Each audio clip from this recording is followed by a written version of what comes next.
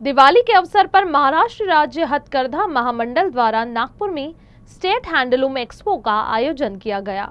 कुसुमताई वानखेड़े सभागृह में शुरू ये प्रदर्शनी 6 से 19 अक्टूबर तक चलेगी।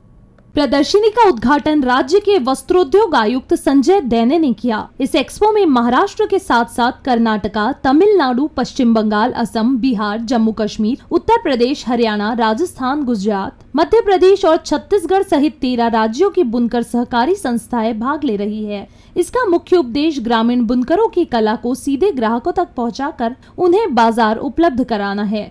ग्राहकों के लिए यहां पारंपरिक और आधुनिक डिजाइन की हथकरघा साड़ियां, ड्रेस मटेरियल और घरेलू उपयोग की वस्तुएं उपलब्ध है।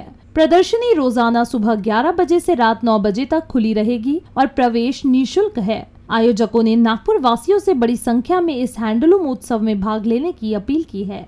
वस्त्र मंत्रालय, भारत सरकार आणि महाराष्ट्र शासन यांच्या संयुक्त विद्यमाने हा जो स्टेट हँडलूम एक्सपो या ठिकाणी आजपासून सुरू झालेला आहे, 19 तारखेपर्यंत आहे।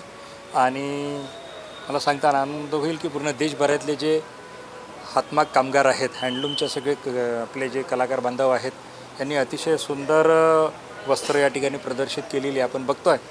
ज्यांच्याकडे अतिशय सुंदर कापड म्हणजे अगदी बेडशीटपासून तर साड्यांपर्यंत, ड्रेस मटेरियलपर्यंत साहित्य त्या ठिकाणी ठेवलेलं आहे। मला सांगताना एक विशेष करून सांगावंसं वाटतं की ही हातमागाची कापड आहे। एक कापड हे कुठलंही एक कापड हे दुसऱ्या कापडासारखं सापडणार नाही आपल्याला, हे कारखान्यात तयार नाही झालेलं आहे।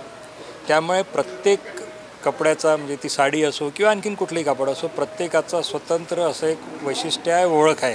आगामी दिवाळीच्या अनुषंगाने मी नागपूर आणि आजूबाजूच्या परिसरातील सर्व नागरिकांना विनंती करतो की त्यांनी याला भरभरून प्रतिसाद द्यावा, मनसोक्त खरेदी करावी, जेणेकरून आपले जे कारागीर मंडळी आहे यांना पण सहकार्य मिळेल आणि एकंदरीतच वस्त्रोद्योगाला अतिशय महत्त्वाची चालना मिळेल। धन्यवाद।